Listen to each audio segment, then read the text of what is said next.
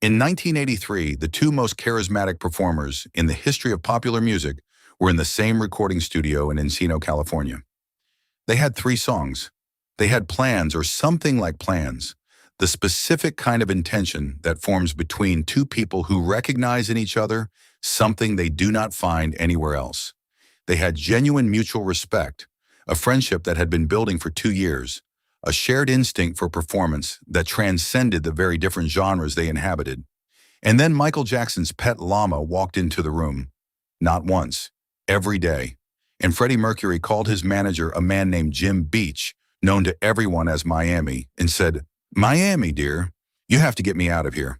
I'm recording with a llama. Michael is bringing his pet llama into the studio every day, and I am really not used to it, and I've had enough, and I want to get out." The llama's name was Louis. The three songs were never finished. The collaboration that might have been one of the most significant in the history of recorded music was ended, at least in part, by an animal. And this is both exactly as ridiculous as it sounds and considerably more complicated. The friendship between Freddie Mercury and Michael Jackson did not begin in a recording studio. It began at a Queen concert. In the late 1970s and early 1980s, Michael Jackson was a regular presence at Queen shows at the Forum in Inglewood, California. He came, by his own later account, because he loved what Freddie Mercury did on stage and wanted to understand how he did it. The two men came from very different worlds.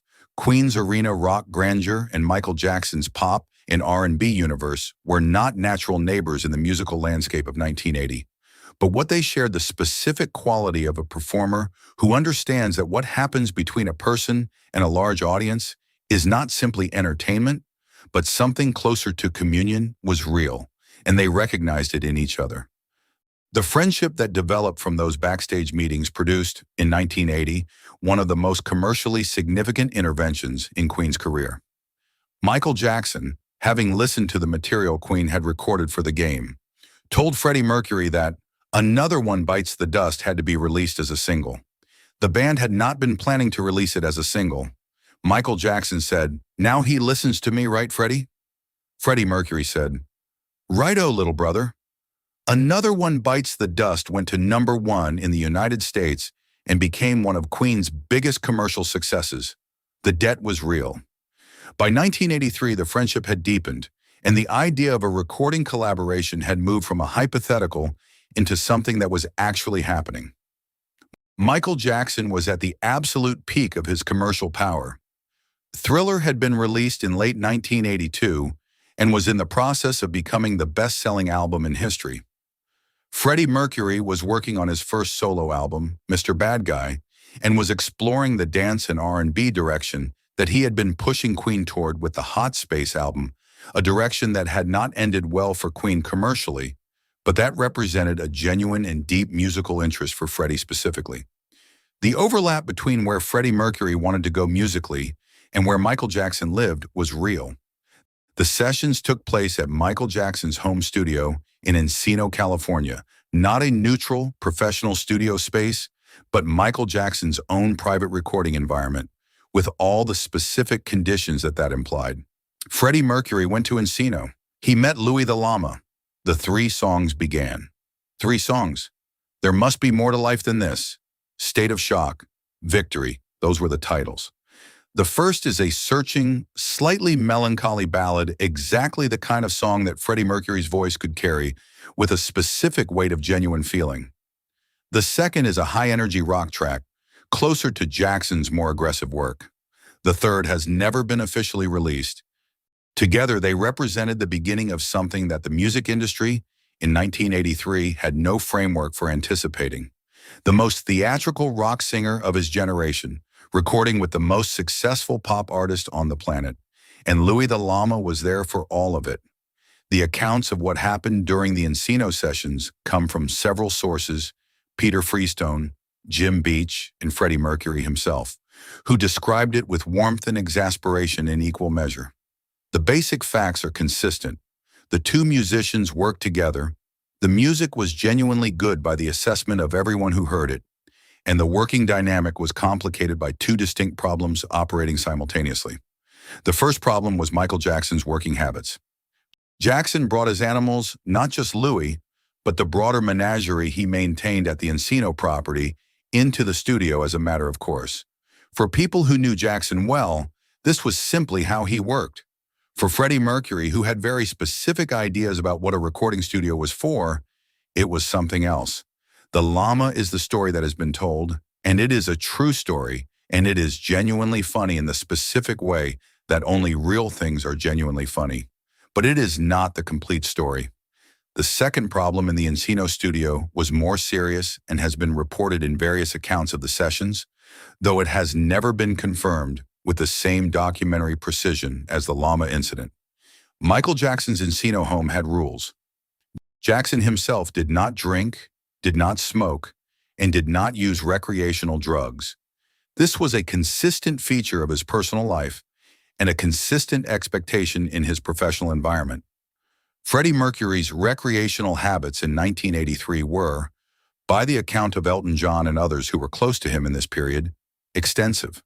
The specific incompatibility between these two positions, between a recording environment in which the host expected his studio to be clean and a visitor whose recreational preferences were comprehensive, appears in several accounts as the more significant factor in the breakdown of the collaboration.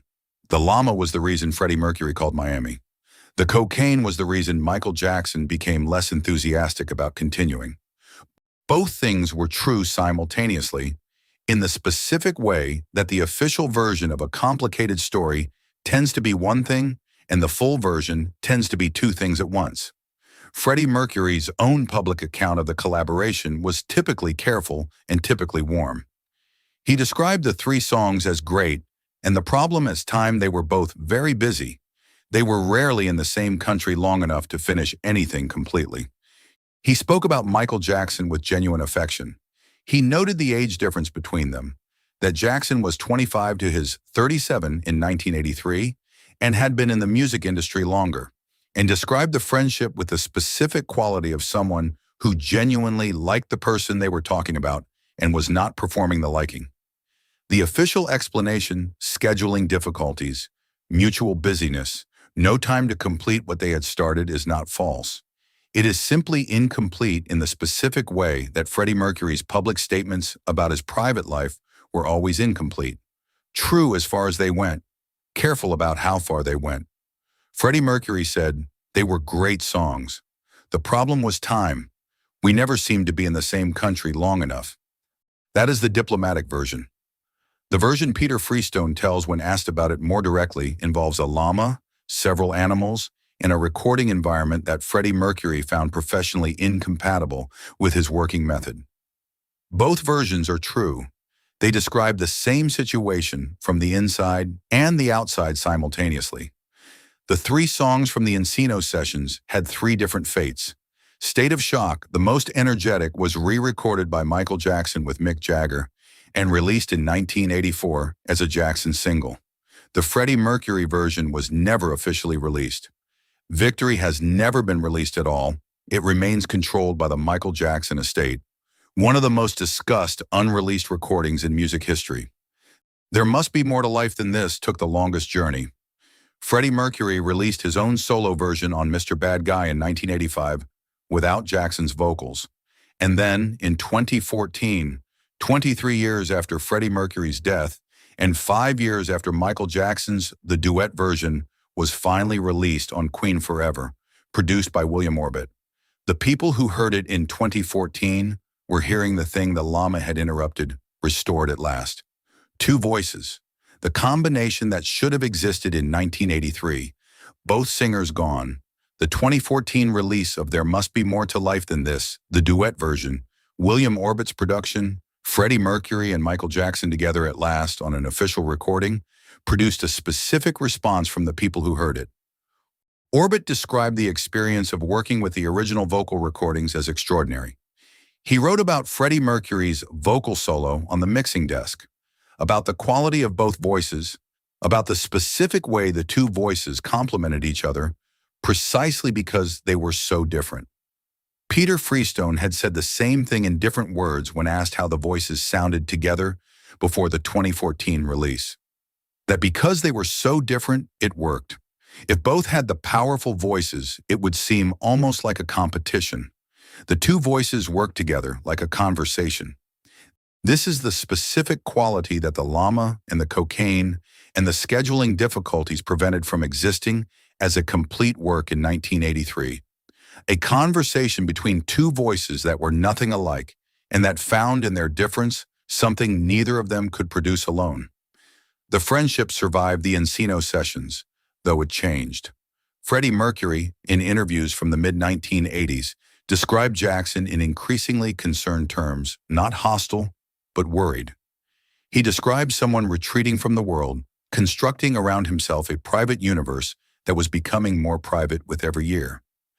Freddie Mercury, whose own life was extensively private, recognized something in Jackson's withdrawal that troubled him perhaps because he understood from the inside what happens when the distance between the private self and the world becomes a condition rather than a preference. He said, "I think he just stays at home now. He doesn't like coming out at all," said with the warmth of genuine friendship and the specific sadness of someone watching a person they care about disappear inside their own protection. Freddie Mercury died in November 1991. Michael Jackson died in June 2009. Neither of them lived to hear the 2014 recording. The conversation that the llama interrupted in 1983 was heard, for the first time as it was intended to be heard, in a year when both of the people in the conversation were gone. That is the specific quality of what the Encino sessions were and what they were not. A beginning that was never completed. A conversation that was heard only after both speakers had finished speaking. After Michael Jackson's death in 2009, Brian May and Roger Taylor took steps to secure all three of the Encino duets with the intention of releasing them. Roger Taylor described the process of dealing with the Michael Jackson estate as like wading through glue. The negotiations were long and the outcome was partial. Only one of the three songs, There Must Be More to Life Than This, was eventually agreed for release on Queen Forever in 2014. The other two remain in the estate's control. State of Shock exists in the version that was recorded with Freddie Mercury's vocals, and it has circulated in various forms among collectors, but it has never been officially released. Victory, the third track, has been heard by very few people outside the immediate production circle and remains one of the genuinely mysterious objects in the history of 20th century popular music. Two voices, one studio, three songs, one llama. The fraction of what that session produced that the world has been allowed to hear is 1/3. The Encino sessions of 1983 represent something larger than the specific comedy of the llama incident, though the llama incident is a perfectly adequate representation of what the sessions were. They represent the specific and recurring pattern in music history of a collaboration that should have existed and that was prevented from existing by circumstances that, in retrospect, seem almost deliberately perverse in their smallness. A llama, a cocaine habit, a scheduling conflict. These are the specific obstacles that stood between the world and a complete collaboration between Freddie Mercury and Michael Jackson, between the two performers who, by almost universal consensus, understood better than anyone else of their generation what a large audience needed from the person in front of it. The obstacles were real. The cost of them was real, and the specific quality of hearing the 2014 recording for the first time, hearing the two voices in conversation, understanding what was there, understanding what was never finished is the cost made audible. There must be more to life than this. That is the title of the song. Freddie Mercury wrote it. He recorded it with Michael Jackson in 1983, and they did not finish it. He recorded it alone in 1985 for Mr. Bad Guy. He died in 1991. Michael Jackson died in 2009. And in 2014, the duet version was released, and the world heard what the title of the song had been pointing toward for 31 years. That the version that existed solo, incomplete, the full conversation reduced to one voice was not the version that should have existed. The version that should have existed was the one they made in Encino in 1983, with the llama in the room. The llama's name was Louis. He belonged to Michael Jackson, and he came to the studio every day, and Freddie Mercury called his manager from the recording booth and said he wanted out. And so the collaboration ended or paused or ran into the obstacles that prevented it from becoming what it had the potential to become. The three songs sat in the archive for years and then decades. One of them was heard in 2014, 46 seconds of the conversation the llama had interrupted, finally made available to the world that had been waiting for it without knowing it was waiting. The other two remain in the estate, in the archive, in the specific silence that unfinished things occupy. Present but not accessible, existing but not heard. A collaboration that was begun and that has not yet ended because it was never allowed to end properly. Louis the Llama went back to Encino. Freddie Mercury went back to London. The songs waited. They are still waiting.